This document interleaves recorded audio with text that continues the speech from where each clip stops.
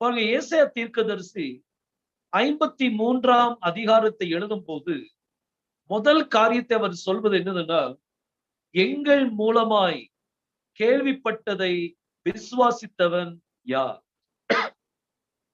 எங்கள் மூலமாய் கேள்விப்பட்டதை, ஏசாயா தீர்க்கர் சொன்னதை யாரெல்லாம் கேள்விப்பட்டாங்களோ அதை விசுவாசித்தவன் யார்? ஏசாயா தீர்க்கதரிசி ரொம்ப துக்கத்தோடு சொல்றாரு, எங்கள் மூலமாய், who had believed our report, நாங்க கொடுத்த அந்த செய்திகளை who had believed it, யார் விசுவாசித்தா? எங்கள் மூலமாய் கேள்விப்பட்டதை விசுவாசித்தவன் யார்? அப்ப ஏசாயா தீர்க்கதரிசி, இன்னைக்கு நம்ம சொல்றோம் ஏசாயா ஒரு பெரிய தீர்க்கதரிசி அப்படின்னு சொல்லி. ஆனா அன்னைக்கு இருந்த ஜனங்கள், ஏசாயாவுடைய நாட்கள் இருந்த ஜனங்கள், அவனுடைய வார்த்தைய அவங்க விசுவாசிக்கவே இல்லை. அதனாலதான் ரொம்ப துக்கத்தோடு அவர் சொல்றாரு, எங்கள் மூலமாய் கேள்விப்பட்டதை விசுவாசித்தவன் யார்? இன்னைக்கு நீங்க எத்தனையோ தடவை செய்தியை கொடுத்திருப்பீங்க, எத்தனையோ ஜனங்களுக்கு கர்த்தருடைய நாமத்தை நீங்க அறிவிச்சிருப்பீங்க. ஆனால் அவங்க உங்களை உதாசீனம் பண்ணிக்கிட்டே இருந்திருக்கலாம். கவலைப்படாதீங்க, நம்மள மாதிரிதான் ஏசாயா தீர்க்கதரிசி. அவர் சொல்றார், எங்க மூலமா கேள்விப்பட்டதை விசுவாசித்தவன் யார்? பாருங்க, இன்னைக்கு உங்க மூலமா யாரெல்லாம் விசுவாசித்தாங்க? எப்படி ஒரு சிச்சுவேஷனுக்குள்ள ஏசாயா தீர்க்கதரிசி இருந்தாருன்னு பாருங்க. அவர் இன்னும் சொல்லும் போது அவர் சொல்றார், கர்த்தருடைய புயம் யாருக்கு வெளிப்பட்டது? கர்த்தருடைய கரம் யாருக்கு வெளிப்பட்டது? கர்த்தருடைய கரத்துக்குள்ள ஒரு ரகசியம் இருக்குது. அந்த ரகசியம் யாருக்கு வெளிப்பட்டது? ஒரு வெளிப்பாடை பற்றி அவர் பேசுறார். இந்த வெளிப்பாடு எதுல இருக்குது? கர்த்தருடைய கரத்துக்குள்ள இருக்குது. அதனாலதான் அவர் சொல்றார், எங்க மூலமாய் கேள்விப்பட்டதை விசுவாசித்தவன் யார்? இவர் எவ்வளவோ முயற்சி செய்யறார் கர்த்தருடைய கரத்தில் இருக்கிற ரகசியத்தை வெளிப்படுத்த. ஆனா அது நிறைய பேர் உதாசீனம் பண்ணிட்டாங்க. கர்த்தருடைய புயம் யாருக்கு வெளிப்பட்டது? கர்த்தருடைய கரத்தை குறித்தான ஒரு வெளிப்பாடு. இன்னைக்கு நாம் ஒவ்வொருத்தரும் அதை குறிச்சு தான் நம்ம தியானிக்க போகும். இன்னைக்கு இந்த பிளாட்ஃபார்ம்ல, இன்னைக்கு இந்த செய்தியில நம்ம கர்த்தருடைய கரத்தை குறித்து நம்ம பார்க்க போறோம். கர்த்தருடைய கரம் எப்படிப்பட்டது? கர்த்தருடைய வலது கரம் எவ்வளவு மகிமையானது, எவ்வளவு அதுல கர்த்தர் சொல்றார், நான் ரட்சிக்க கூடாதபடிக்கு என் கரம் குறுகுனதல்ல, அவருடைய கரத்துக்குள்ள சகலமும் அடங்கி இருக்குது. பாருங்க, இந்த ரகசியங்களை குறித்து இன்னைக்கு நம்ம பார்க்க போறோம். பாருங்க, மீண்டும் அந்த வசனத்தை நான் உங்களுக்கு வாசித்து காமிக்கிறேன்.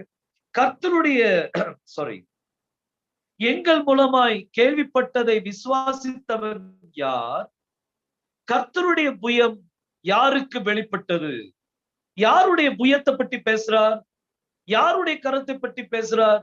கர்த்தருடைய கரத்தை பற்றி பேசுறார். இன்னைக்கு தமிழ் வேதாகமத்துல நம்ம கர்த்தர் அப்படின்னு சொல்லி சொல்றோம். ஆனா இது நீங்க எபிரேய மொழியில பாத்தீங்கன்னா அதுல கர்த்தருடைய பெயர் கொடுக்கப்பட்டிருக்கும். அது கர்த்தருடைய பெயர் நம்ம யெகோவா அப்படின்னு சொல்லி சொல்றோம். ஒரு சிலவங்க யாவேன்னு சொல்லி சொல்லுவாங்க. இப்படி பல உச்சரிப்புகள் இந்த நாட்கள்ல சொல்வதுண்டு. ஆனா கர்த்தருடைய பெயர் எபிரேய மொழியில வெறும் 4 எழுத்து தான். There are only 4 alphabets to the name of the Lord in Hebrew. அந்த 4 எழுத்துல தான் ஒரு பெரிய ரகசியமே அடங்கி இருக்குது. இன்னைக்கு அந்த பெயருக்குள்ள காரியத்தை நான் உங்களுக்கு வெளிப்படுத்தி காண்பிச்சு, ஏசாயா 53ஆம் அதிகாரத்துக்குள்ள என்னென்ன ரகசியங்கள் அடைந்திருக்குங்கிறத நம்ம பார்க்க போறோம். இந்த கர்த்தருடைய பெயர் இதுல 4 எழுத்துக்கள் அடங்கி இருக்குது. முதலாவது எழுத்து அது என்ன சொல்லுவாங்க அப்படின்னா யோத் அப்படின்னு சொல்லி சொல்லுவாங்க. யோத் யோத் அப்படின்னா அதுக்கு அர்த்தம் கரம் அப்படின்னு சொல்லி அர்த்தம், கை. யோத் அப்படின்னா அதுக்கு அர்த்தம் என்னது? கை. கை அப்படின்னு சொல்லி அர்த்தம். பாருங்க, எபிரேய மொழியில ஒவ்வொரு எழுத்துக்கும் அர்த்தங்கள் உண்டு. இப்ப நீங்க ஆங்கிலத்தில் எடுத்தீங்கன்னா ABCD அப்படின்னு சொல்லி அல்பபெட் நம்ம சொல்றோம். ஆனா எந்த அல்பபெட்டுக்கும் மீனிங் கிடையாது. ஆனா எபிரேய மொழியில உள்ள அல்பபெட்டுக்கு மீனிங் உண்டு. ஒவ்வொரு அல்பபெட்டுக்கும் மீனிங் உண்டு. சோ யெகோவா பேர்ல 4 எழுத்து இருக்குது. அதுல முதல் எழுத்து என்ன சொல்லுவாங்க அப்படின்னா யோத் அப்படின்னு சொல்லுவாங்க. யோதுன்னு அதுக்கு அர்த்தம் என்னது? கை. யோத் அப்படின்னா கையின்னு சொல்லி அர்த்தம். இரண்டாவது எழுத்தை நீங்க பாத்தீங்கன்னா அத ஹே ஹே அப்படின்னு சொல்லுவாங்க. ஹே அப்படின்னா அதுக்கு அர்த்தம் பாரு அப்படின்னு சொல்லி அர்த்தம். ஹேன்னு அதுக்கு அர்த்தம் என்னது? பாரு. முதல் எழுத்து யோத், யோதுன கை. இரண்டாவது எழுத்து ஹே, ஹேனா பாரு. அப்போ யோதேன என்ன அர்த்தம்? கையை பார், கையை பார். கர்த்தருடைய பேருக்குள்ள ஒரு 2 எழுத்து. அந்த 2 எழுத்து நம்மளுக்கு என்ன சொல்லுது அப்படின்னா கையை பார் அப்படின்னு சொல்லு. மூணாவது எழுத்து என்ன அப்படின்னா வாவ். மூணாவது எழுத்து வந்து வாவ். வாவ் அப்படின்னா ஆணி. வாவ் அப்படின்னா அதுக்கு அர்த்தம் என்னது? ஆணி. வாவ்னா ஆணி. நாலாவது எழுத்து வந்து ஹே.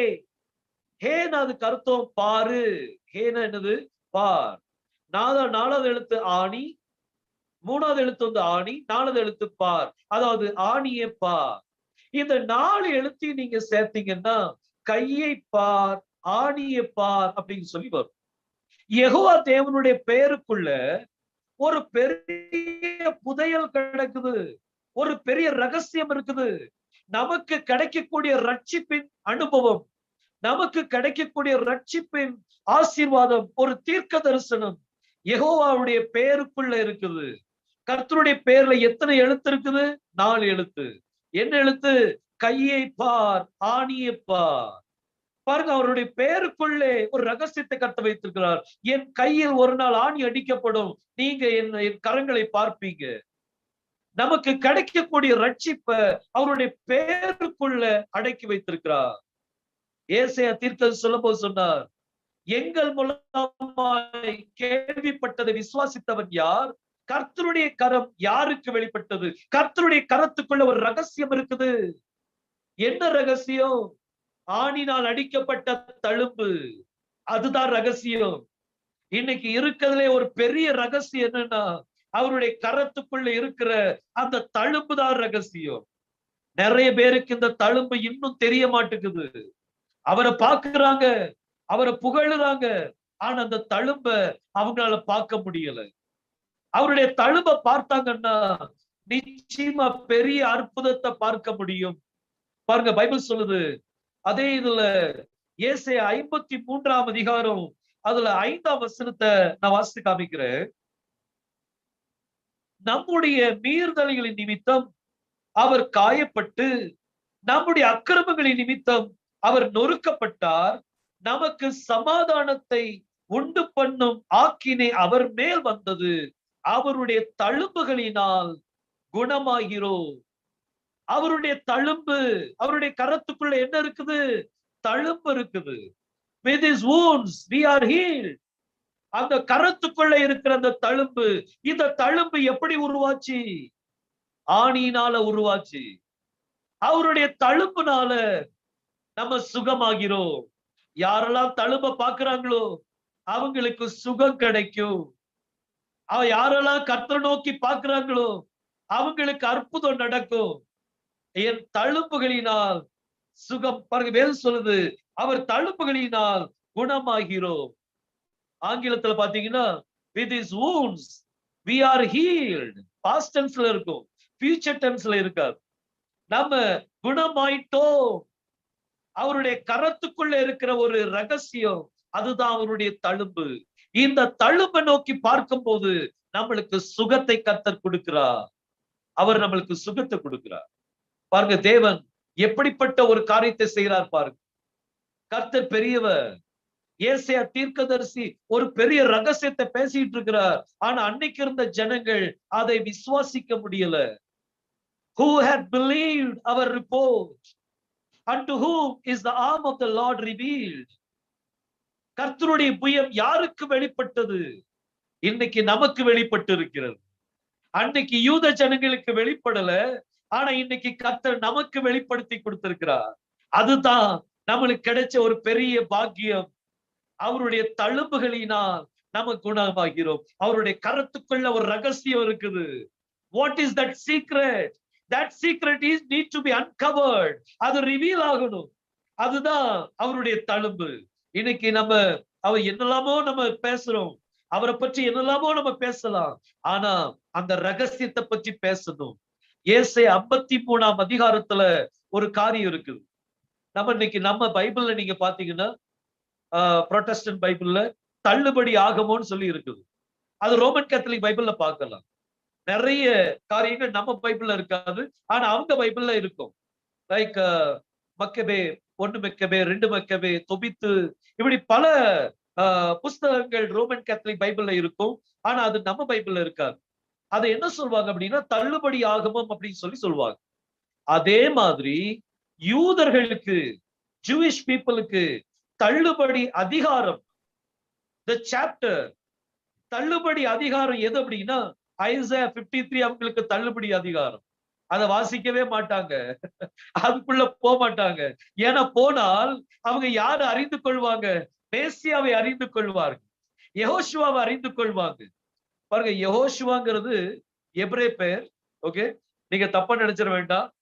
தமிழ்ல நம்ம இயேசுன்னு சொல்றோம், இங்கிலீஷ்ல ஜீசஸ் சொல்றோம், ஹீப்ரு மொழியில யெகோஷுவாங்கிற பெயர். ஓகே, சோ அதனால மிஸ் அண்டர்ஸ்டாண்ட் வேண்டாம். நான் யெகோஷுவான்னு சொல்லும் போது நீங்க ஏசப்பாவை நினைச்சுக்கிடுங்க. நான் ஹீப்ரு டீச்சரா இருக்கிறதுனால எப்பவுமே யெகோஷுவா பேரே நான் சாண்ட் பண்ணுவேன், யெகோஷுவா பேருக்கே நன்றி சொல்லுவேன். அந்த ஹீப்ரு நேம் நான் என்ன செய்வேன், எக்ஸால்ட் பண்றதுக்கு நான் முயற்சி பண்ணுவேன். சரி, சோ கர்த்தருடைய கருத்துக்குள்ள ஒரு ரகசியம். அது என்ன ரகசியம்? அவருடைய தழும்புதான் அந்த ரகசியம். பாருங்க, இந்த ஏசாயா தீர்க்கதரிசி அந்த தழும்பை அவர் பார்த்தார். He saw that wound. கர்த்தருடைய கருத்துக்குள்ள இருக்கிற அந்த அந்த காயத்தை அவர் என்ன செய்திருக்கிறார்? அவர் பார்த்திருக்கிறார். He saw it and then he proclaimed it. அவர் பார்த்த பிறகுதான் என்ன செய்கிறார்? அவர் அறிக்கவே செய்கிறார். நற்செய்தி அவர் கொடுக்கிறார், நான் இப்படி பார்த்தேன். பாருங்க, ஐசாயா 53rd chapter, அதுல செகண்ட் வேர்ஸ் நான் உங்களுக்கு வாசித்து காமிக்கிறேன். The second verse, போலவும் வறண்ட நிலத்திலிருந்து துளிர்க்கின்ற வேரை போலவும் அவனுக்கு முன்பாக எழும்புகிறார். அவருக்கு அழகும் இல்லை, சௌந்தரியமும் இல்லை. அவரை பார்க்கும்போது நாம் அவரை விரும்பத்தக்க உருவம் அவருக்கு இல்லாதிருந்தது. பாருங்க, இங்க ஏசாயா தீர்க்கதரிசி ஒரு காரியத்தை சொல்றார். அவருக்கு அழகும் இல்லை, சௌந்தரியமும் இல்லை, நாம் அவரை விரும்பத்தக்க ரூபம் அவருக்கு இல்லாதிருந்தது. அவரை பார்க்கும் போது நாம் அவரை விரும்பத்தக்க ரூபம் அவருக்கு இல்லாதிருந்தது. அவரை பார்க்கும் போது, that means Isaiah saw Yehoshua as a slain lamb. ஒரு அடிக்கப்பட்ட ஆட்டுக்குட்டியை போல இந்த ஏசாயா தீர்க்கதரிசி யெகோஷுவாவை பார்த்திருக்கிறார். அவர் பார்க்கும் போது என்ன சொல்றார் அப்படின்னா, அவருக்கு அழகும் இல்ல, சௌந்தரியம் இல்ல. அவரை பார்க்கும் போது அவரை விரும்பத்தக்க ரூபம் அவருக்குள் இல்லாதிருந்தது. அந்த ரூபம் அவரை பார்த்திருக்கிறார். When did he see this? அவரை எப்பொழுது பார்த்தார்? யெகோஷுவாவை எப்பொழுது பார்த்திருக்கணும்? ஐசாயா அவர் பொய் சொல்லவில்லை. He is a prophet. அவர் ஒரு தீர்க்கதரிசி. இந்த தீர்க்கதரிசி ஒரு விஷனை பார்த்திருக்கிறார். அந்த விஷன்ல அவர் யாரை பார்த்தார் அப்படின்னா, அவர் நம்ம தேவனை பார்த்திருக்கிறார், அவருடைய கரத்தை பார்த்திருக்கிறார், கரத்தில் உள்ள தழும்ப பார்த்திருக்கிறார். அதை பார்த்த உடனேதான் அவர் சொல்றார், அவருடைய தழும்புகளினால் நம்ம சுகமாகிறோம். அவரை பார்க்கும் போது அவரை விரும்பத்தக்க ரூபம் அவருக்குள் இல்லாதிருந்தது. பாருங்க, சிந்திச்சு பாருங்க. ஏசாயா தீர்க்கதரிசி யெகோஷுவாவை பார்த்திருக்கிறாரு. He is the person who saw the Messiah. யெகோஷுவாவுடைய பிறப்பை பார்த்து சொன்னதும் ஏசாயா தீர்க்கதரிசி தான். யெகோஷுவாவுடைய மரணத்தை பற்றி சொன்னதும் ஏசாயா தீர்க்கதரிசி. ஏசாயா தீர்க்கதரிசி சொன்னார், நமக்கு ஒரு பாலகன் பிறப்பார். Unto us a child is born, a son is given, and the government shall be upon his shoulder. And his name, அவருடைய நாமம் அதிசயம். His name is wonderful counselor. What is his name? அவருடைய பெயர் என்ன? அவருடைய பெயர் அதிசயமான ஒரு பெயர். ஏசாயா தீர்க்கதரிசி, he is a wonderful man of God, he is a wonderful a prophet of God. The Lord has given him such a opportunity that he saw the birth of Christ as well as he saw the death of Christ. மேசியாவுடைய பிறப்பையும் மரணத்தை குறித்து அவர் பேசுறார். சிந்திச்சு பாருங்க, இவர் யெகோஷுவாவுடைய தழும்ப பார்த்த ஒரு மனுஷன் ஏசாயா தீர்க்கதரிசி. எப்பொழுது பார்த்தார்? when did he see it? எப்பொழுது பார்த்தார் இந்த விஷயத்தை? பாருங்க, ஏசாயா 6ஆம் அதிகாரத்துக்கு நம்ம போலாம். 6ஆம் அதிகாரம் 1ஆம் வசனத்தை நம்ம வாசிக்க கேட்கலாம். உசியா ராஜா மரணம் அடைந்த வருஷத்தில் ஆண்டவர் உயரமும் உன்னதமான சிங்காசனத்தின் மேல் வீற்றிருக்க கண்டேன். இங்க ஊசியா ராஜா மரணம் அடைந்த வருஷத்திலே ஐசாயா அவர் ஒரு தரிசனத்தை பார்க்கிறார். அந்த தரிசனத்தில் அவர் யாரை பார்க்கிறார் அப்படின்னா, தேவாதி தேவன் ராஜாதி ராஜா சிங்காசனத்தில் வீற்றிருக்கிறத என்ன செய்தார்? அவர் பார்த்தார். சிங்காசனத்தில் வீற்றிருக்கிறத பார்க்கிறார். இத பார்த்த உடனே இந்த தரிசனத்தை ஃபுல்லா நீங்க வாசித்தீங்க அப்படின்னா, இந்த தரிசனம் ரொம்ப அருமையான தரிசனம். கர்த்தருக்கு சித்தமானால் இந்த தரிசனத்தை பற்றி ஒரு மீண்டும் கர்த்தருக்கு சித்தமானால் நம்ம மீண்டும் இந்த காரியத்தை குறித்து நம்ம தியானிப்போம். இந்த தரிசனத்தை பார்க்கும்போது சிங்காசனத்துல தேவாதி தேவன் வீற்றிருக்கிறார்.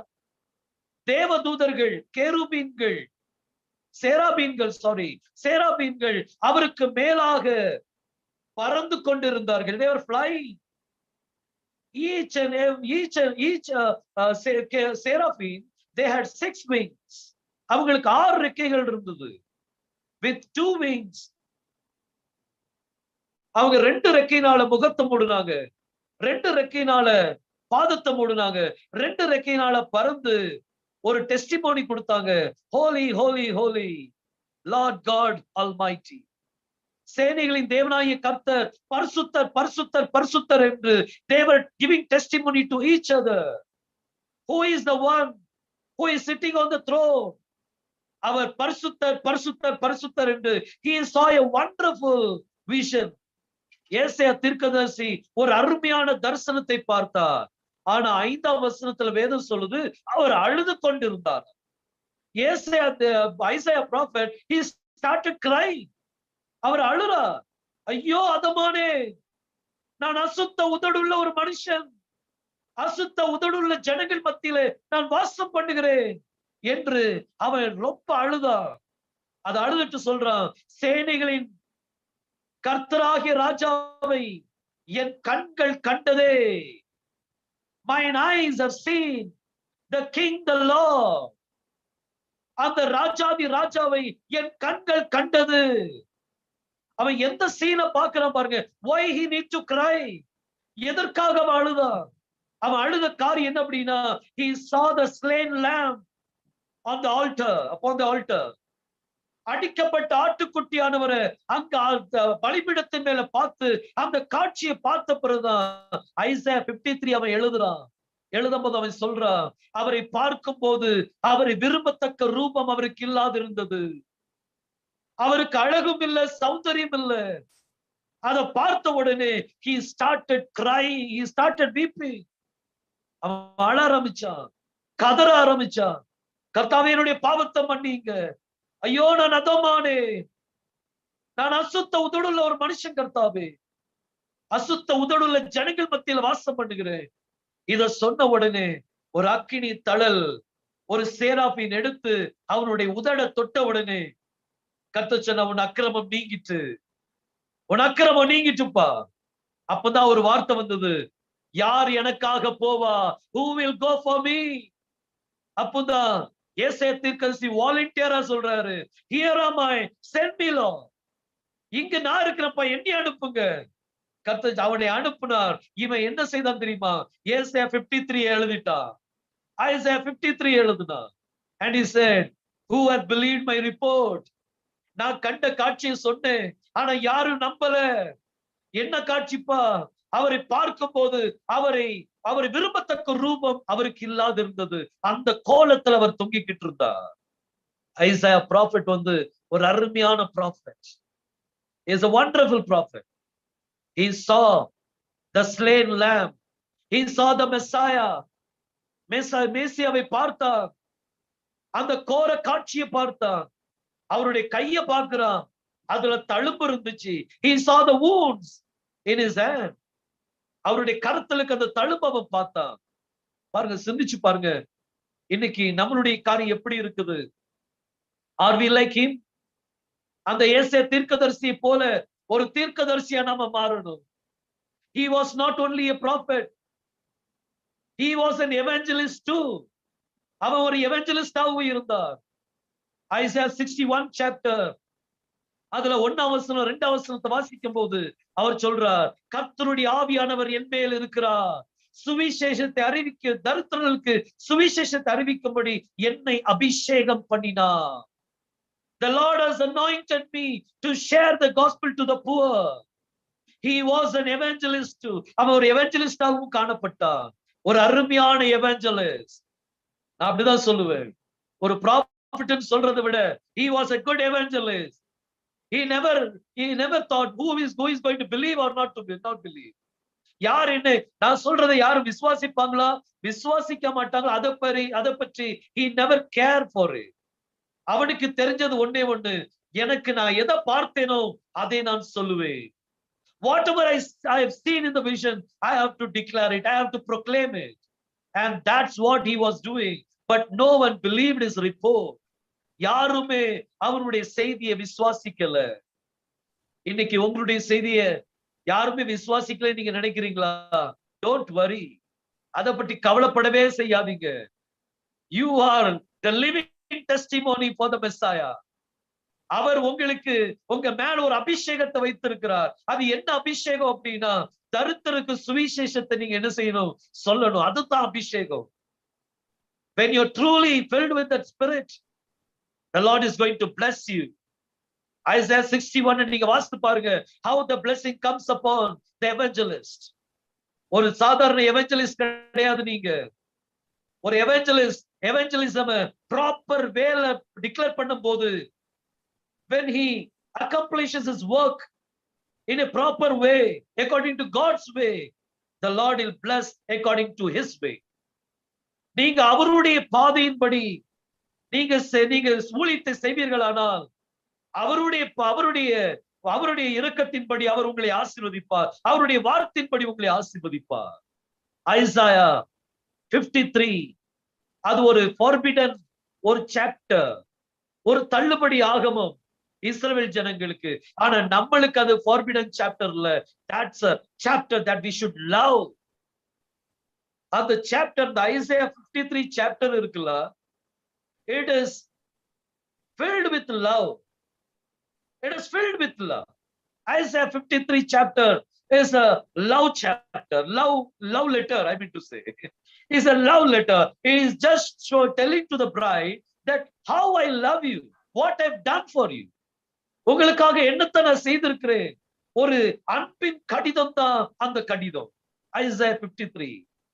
Isaiah 53 has a love anointing, and that anointing must come upon you. அது உங்க மேல வரணும். அந்த அன்பின் அபிஷேகம் உங்க மேல வரணும். இன்னைக்கு சிந்திச்சு பாருங்க. Isaiah 53 நீங்க வாசித்து பாருங்களேன். The tears will come, tears will roll from your eyes. கர்த்தருடைய கரம் உங்களை தொடும். Isaiah 53 just chant it. அதை மெமரைஸ் பண்ணி அதை சொல்லி பாருங்க. Many people they share the testimony to me. ஒரு சிஸ்டருக்கு கால்ல ஒரு ரேஷஸ் வந்திருந்தது. பல நாட்கள் அந்த ரேஷஸ் இருந்துச்சு. What she did, every day early morning படுக்க விட்டு எந்திரிச்ச உடனே she used to tell this chapter, Isaiah 53 மனப்பாடமா சொன்னாங்க. அதான் மனப்பாடம்னா not as a traditional way, உருக்கமா with understanding. அந்த அதிகாரத்தை சொல்ல that rashes has gone out. எப்படி போச்சுன்னு தெரியல. nobody prayed on her. யாருமே அவங்களுக்கு ஜெபிக்கல. ஆனா கர்த்தருடைய வசனம், it has healed her. There is a healing power inside Isaiah 53. There is a healing anointing in Isaiah 53. அதனாலதான் பைபிள் சொல்லுது, with his wounds we are healed. அவருடைய தழும்புகளினால் நீங்கள் சுகமானீர்கள். There is a healing power. That word will heal the people. Psalms 107 verse 20, the Bible says, he sent forth his words and healed them. அவர் தம்முடைய வார்த்தைகளை அனுப்பி அவர்களை சுகமாக்கினார். வார்த்தைக்குள்ள சுகமாக்கும் வல்லமை. There is a healing power inside the word. Isaiah 53 is not a normal chapter. It is filled with the love anointing. It is filled with the healing anointing. It is filled with the power of salvation. அதுல ரட்சிப்பின் ஒரு அதிகாரத்தை கர்த்தர் அந்த சாப்டருக்குள்ள வைத்திருக்கிறார். அந்த ரட்சிப்பின் அனுபவத்துக்குள்ள நீங்க வரணும். நிறைய பேர் ஐசையா 53 யூத ஜனங்கள் வாசித்திருக்கிறாங்க. ஆனால் அவங்களுக்கு அதை பற்றின ஒரு காரியம் அவங்களுக்கு தெரியாது. எத்தனையோ ஜனங்கள் அதை வாசித்திருக்கிறாங்க. எத்தனையோ ஜனங்கள் ஐசையா 53 இன்னைக்கு வாசிக்கிறாங்க. ஆனா அதனுடைய முழு கருத்தை அறிந்தீங்கன்னா you are blessed. கர்த்தர் உங்களை நிச்சயமா ஆசீர்வதிப்பார். That one chapter is enough to transform your whole life. உங்களுடைய முழு வாழ்க்கையை உங்களை டிரான்ஸ்ஃபார்ம் பண்றதுக்கு அந்த ஒரு அதிகாரம் போதுமானது. நிறைய பேர் வாசிப்பாங்க. Psalms 91, Psalms 34, Psalms 23 எல்லாம் வாசிப்பாங்க. Just read it. கண்டிப்பா ரீட் பண்ணுங்க. But start reading Isaiah 53 also. அதோடு கூட ஏசாயா 53 அதிகாரத்தை வாசிக்க ஆரம்பிங்க. கர்த்தர் பெரிய காரியங்களை செய்ய ஆரம்பிப்பா. பாருங்க, தேவன் பெரியவர். அவரால் கூடாத காரியம் ஒன்றும் இல்லை. பாருங்க, பைபிள் சொல்லுது. பாருங்க, இந்த ஐசையா 53க்குள்ள ஒரு லவ் அனாயிண்டிங் இருக்குது. There is a love anointing in Isaiah 53. There is a healing anointing in Isaiah 53. There is a salvation power inside Isaiah 53, and there is the pillar of fire inside Isaiah 53. ஏசாயா 53 அதிகாரத்துல அக்னி ஸ்தம்பம் இருக்கிறது. எந்த அக்னி ஸ்தம்பம் இஸ்ரவேல் ஜனங்களை எகிப்தில இருந்து கானானுக்குள்ள வழி நடத்தினதோ அதே அக்னி ஸ்தம்பம் ஐசையா 53க்குள்ள மறைஞ்சிருக்குது. It is hidden inside Isaiah 53. கர்த்தர்ட்ட கேளுங்க, Lord, release the powers which is there inside Isaiah 53 upon me. Release it, Lord. எந்த மனிதனும் ரிலீஸ் பண்ண முடியாது. But God can release it. Yehoshua can release all the powers upon you. He will definitely release today. இன்னைக்கு அந்த அனுபவத்தை நம்ம பெற்றுக்கொள்ள முடியும். தேவன் அப்படிப்பட்ட அதிகாரத்தை அந்த ஐசையா 53க்குள்ள வைத்திருக்கிறார். There is pillar of fire. அக்னி ஸ்தம்பம் அந்த காரியத்துக்குள்ள இருக்குது. ஐசையா 53க்குள்ள இருக்கு. It will lead you.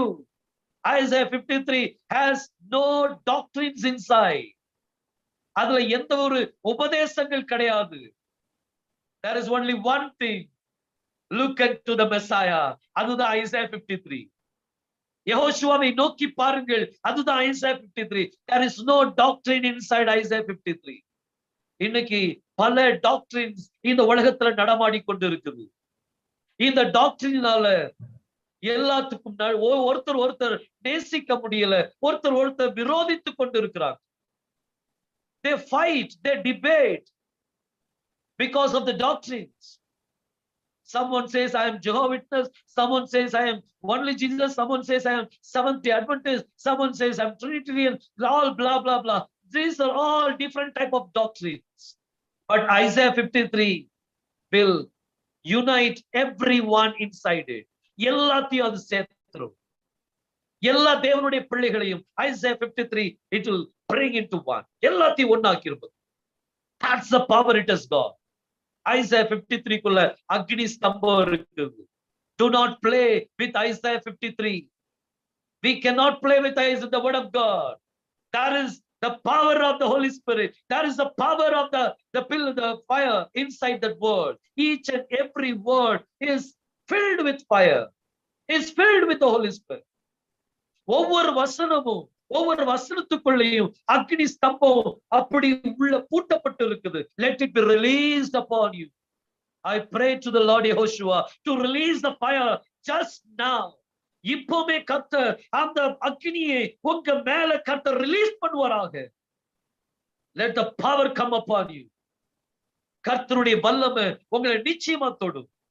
பாருங்க, Isaiah 53 is not a normal chapter. It's a supernatural chapter which can transform you. If you are sick, it will transform you by healing you. If you are in bondage, it will transform you by delivering you, by giving salvation. It will transform your whole life. உங்களுடைய முழு வாழ்க்கையும் அது மாற்றிடும். Isaiah 53. Let's start reading Isaiah 53. I feel religious now. கர்த்தருடைய கரம் யாரையும் ஆசீர்வதிப்பாராக. பாருங்க, Isaiah 53 என்னெல்லாம் இருக்குது? Isaiah 53 love anointing இருக்குது. There is no hatred. அது நான் உங்களுக்கு சொல்லக்கூடிய ஒரு காரியம் என்னன்னா, do not hate anyone. Do not hate anyone. They must be weak in the faith. விசுவாசத்துல பலவீனமா இருப்பாங்க. Do not hate them. ஒருவேளை நீங்க ரொம்ப ஸ்ட்ராங்கா இருக்கலாம், அவங்க வீக்கா இருக்கலாம். Do not neglect them, but strengthen them. Give them hand. அவங்களுக்கு அன்பா, அவங்களை வெறுக்க வேண்டாம். அவங்க இப்பதான் வளர்ந்து கொண்டிருக்காங்க. ஒருவேளை 30 வருஷமா இருக்கலாம், but still they are child. நம்ம அவங்களை நேசிக்கணும். Why? Because the love of God is upon you, not the hatred. வெறுப்பு உங்களுக்குள்ள இருக்கக்கூடாது. எந்த ஒரு பிள்ளைகளையும், எந்த ஒரு தேவனுடைய பிள்ளைகளையும் நம்ம வெறுக்க கூடாது. எல்லாத்தையும் சரியாக நேசிங்க. யாரையும் வெறுக்க வேண்டாம். ஒருவேளை கோபம் வரும், பாவம் செய்யாதீர்கள். கோபம் வந்தாலும் என்ன செய்யாதீங்க? பாவம் செய்யாதீங்க. Isaiah 53 வாசித்து கொண்டே இருங்க. The anointing of love will come upon you. The pillar of fire is coming. The anointing of fire will come upon you. The anointing of the Holy Spirit will come upon you. The healing power will come upon you. The deliverance power will come upon you. உங்க மேல விடுதலையின் கரம் வந்து இறங்கும். இன்னொரு காரியம் உங்களுக்கு நான் சொல்ல விருப்பப்படுறேன். Isaiah 53க்குள்ள டிரான்ஸ்ஃபார்மேஷன் இருக்குது. Transformation. There is a transformation inside Isaiah 53. உங்களுக்கு ஒரு சம்பவத்தை பைபிள்ல இருந்து உங்களுக்கு சொல்ல நான் விருப்பப்படுறேன். பாருங்க, நீங்க பைபிள்ல பாத்தீங்கன்னா பிலிப் என்பவன் அப்போஸ்தலர் 8ஆம் அதிகாரத்துல நீங்க பாத்தீங்கன்னா 29ஆம் வசனத்துல அதுல கர்த்தர் பிலிப்ப சொல்வார், நீ அந்த ரதத்தோடு சேர்ந்து கொள். ரதம் எவ்வளவு வேகமா போகும். இவன் உள்ள போய் உட்கார்ந்துட்டான். அங்க ஒரு மந்திரி இருந்தா. She was an eunuch. Ethiopia தேசத்து மந்திரி. She was reading Isaiah book அதை ரீட் பண்றாங்க. That too she was reading Isaiah 53. ரதத்துல Isaiah 53 scroll எடுத்து வாசிச்சுட்டு இருக்கிறா. இன்னைக்கு பழைய டைம்ல நீங்க பாத்தீங்கன்னா டிராவல் பண்ணும்போது எல்லாரும் பைபிள் கைமா இருப்பாங்க, வாசிக்கிட்டே போவாங்க. ரொம்ப நல்லா இருக்கும். ஆனா இன்னைக்கு பைபிளையும் காணும், கையில பேஸ்புக் தான் ஓடிட்டு இருக்கும். We have to change ourselves. இந்த யூனக் வந்து இவ ஐசையா ஸ்க்ரோல வாசிக்கிட்டு இருக்கிறா. ஐசையா 53 தான் வாசிட்டு இருக்கிறா. அப்போ பிலிப் மெதுவா கேட்டா, உங்களுக்கு இது புரியுதா அப்படின்னு சொல்லி கேட்டா. அப்ப ஒரு வார்த்தை சொல்வா, சொல்லி கொடுக்க ஆள் இல்லாட்டி எப்படி புரியும்? So there are people who will teach Isaiah 53. இந்த Isaiah 53 சொல்லி கொடுக்கலாட்டி எனக்கு எப்படிப்பா புரியும்? இன்னைக்கு இந்த குரூப்ல இருக்கிற ஒவ்வொருத்தரும் Isaiah 53 பிரசங்கம் பண்ண ஆரம்பிங்க. I'll tell you one thing. It's a never ending chapter. You can go on preaching on it. You go on preaching on it. நீங்க பிரசங்கம் பண்ணிட்டே இருக்கலாம். வருஷம் ஃபுல்லா பிரசங்கம் பண்ணலாம். உங்க வாழ்க்கை ஃபுல்லா பிரசங்கம் பண்ணலாம். Isaiah 53 is the whole Bible. Is the whole Bible. பாருங்க, இங்க பிலிப் மந்திரிட்ட சொல்றா, மந்திரிட்ட கேக்குறா, உனக்கு புரியுதா? அப்ப அந்த மந்திரி சொன்னா, சொல்லி கொடுக்க ஆள் இல்லாட்டி எனக்கு எப்படிப்பா புரியும்? Then what Philip did, he revealed that Yehoshua is the Messiah to that eunuch. இயேசுவே கிறிஸ்து என்று சொல்லி அந்த யூனுக்கு, அந்த மந்திரிக்கு அவன் விவரித்து சொல்றான். சொன்ன உடனே அவன் சொன்னா, அந்த யூனுக் சொன்னா, அங்க தண்ணி இருக்குது, ஞானஸ்நானம் எடுக்க எனக்கு தடை இருக்குதா? நீ விசுவாசித்தால், நீ இயேசு கிறிஸ்து தேவனுடைய குமாரன் என்று விசுவாசித்தால் எந்த தடையும் இல்லை என்று சொன்னான். ஞானஸ்நானம் கொடுத்தா 2 பேர் தண்ணியில இறங்கினாங்க. பிலிப்பு மந்திரிக்கு ஞானஸ்நானம் கொடுத்து கரையேறி அந்த மந்திரி திரும்பி பிலிப்புக்கு பிரைஸ் தி லார்ட் சொல்ல திரும்பி இருக்கலாம், ஷாலோம் சொல்ல திரும்பி இருக்கலாம். திரும்பி பார்த்தா பிலிப்பை காணும். He was disappeared. Philip was transformed to another nation, another city. He was transformed from Samaria to another city. அவனை கர்த்தர் வேற ஒரு இடத்துக்கு கொண்டு போயிட்டார். That was a transformation power. That transformation power is in Isaiah 53. ஏசாயா 53 அதிகாரத்துக்குள்ள அந்த transformation power இருக்குது. பிலிப்பு இந்த ஏசாயா 53 அதிகாரத்தை பிரசங்கம் பண்ண ஆரம்பிச்ச உடனே கர்த்தர் அவனுக்குள்ள ஒரு டிரான்ஸ்ஃபார்மேஷனை கொடுத்திருக்கிறார். பாருங்க, பைபிள்ல கொடுக்கப்பட்டது எல்லாமே நம்மளுக்கு ஒரு example. It happened only once to Philip, but it has to happen to us many times, again and again. இன்னைக்கு நான் இங்க இருக்கிறேன், அடுத்த செகண்ட்ல நான் மலேசியால இருக்கணும். லாக்டவுன் பீரியட்ல முடியுமா? But with God everything is possible. That time is coming that we don't need any vehicles. ஒரு நமக்கு travel பண்றதுக்கு வேற எந்த ஒரு காரியமும் தேவையில்லை. Only the hand of the Lord is enough for us. அவர் நம்மளை transform பண்ணுவார். From here to America, to Canada and to many other nations, he will take you for his glory, not for our glory, but for his glory. பாருங்க, Isaiah 53 அதை பிரசங்கம் பண்ண இந்த பிலிப்பு அவன் transform ஆயிட்டான். He was transformed from Samaria to another city. Same way, if you start preaching Isaiah 53, if you start meditating Isaiah 53, one day will come. That day the Lord is going to transform you and me from this place to heavenly place. கர்த்தர் இந்த உலகத்துல இருந்து நம்மள வேற ஒரு உலகம், அதாவது பரலோகத்துக்குள்ள நம்மள டிரான்ஸ்ஃபார்ம் பண்ணி கொண்டு போயிருப்பார். அப்படிப்பட்ட ஒரு ரகசியத்தை கர்த்தர் ஐசாயா 53 வச்சிருக்கிறார். Don't you feel that should happen to us? Hallelujah. That should definitely happen to us. கண்டிப்பா அது நம்மளுடைய வாழ்க்கையில நடக்கணும். எலியாக்கு நடந்துச்சு, ஒரு மலையில இருந்து இன்னொரு மலைக்கு போயிருவா. பிலிப்புக்கு நடந்திருக்கு, யெகோஷுவாவுக்கு நடந்திருக்குது. ஏன் நமக்கு நடக்காதா? It will definitely happen. The பிரைடுக்கு நிச்சயமா நடக்கும். அதுக்காக நீங்க பெரிய காரியம் செய்ய வேண்டியது இல்ல. You must have the love anointing. The anointing of love. அது நமக்குள்ள வரணும். அந்த fire anointing நமக்குள்ள இருக்கட்டும். The Holy Spirit anointing நமக்குள்ள இருக்கட்டும். The healing anointing, the salvation anointing, the transformation anointing. அது வந்துச்சுன்னா that is a climax. Transformation anointing is the ultimate anointing. அதுக்கு பிறகு நீங்க இந்த உலகத்துல இருக்க மாட்டீங்க. அந்த டிரான்ஸ்ஃபார்மேஷன் anointing உங்களை டச் பண்ணிட்டுனா அதுக்கு பிறகு நீங்க இந்த உலகத்துல இருக்க மாட்டீங்க, நீங்க பரலோகத்துல இருப்பீங்க. We will be with the Lord. There won't be any death to you. நீங்க டிரான்ஸ்ஃபார்ம் ஆயிட்டீங்கன்னா உங்களுக்கு மரணம் கிடையாது. You will conquer death. நீங்க மரணத்தை பார்த்து சவால் விடலாம். மரணமே உன் கூர் எங்கே, பாதாளமே உன் ஜெயம் எங்கே? ஐசாயா 53. ஐசாயா ஒரு நல்ல அருமையான ஒரு தீர்க்கதரிசி, ஒரு அருமையான prophet, and he was an evangelist. அவன் ஒரு எவஞ்சலிஸ்டாவும் இருந்தான். எத்தனை தடவை எத்தனை பேருக்கு சொல்லியிருப்பான், அவருடைய தழும்பினால் குணமாவீர்கள், தழும்பினால் குணமாவீர்கள். யாருமே விசுவாசிக்கல. No one believed his report. Today the same anointing is upon us. நம்மளும் அதுதான் சொல்றோம், அவருடைய தழும்புகளினால் குணமானீர்கள், அவருடைய தழும்புகளினால் குணமானீர்கள். We are revealing the mystery which is in the hand.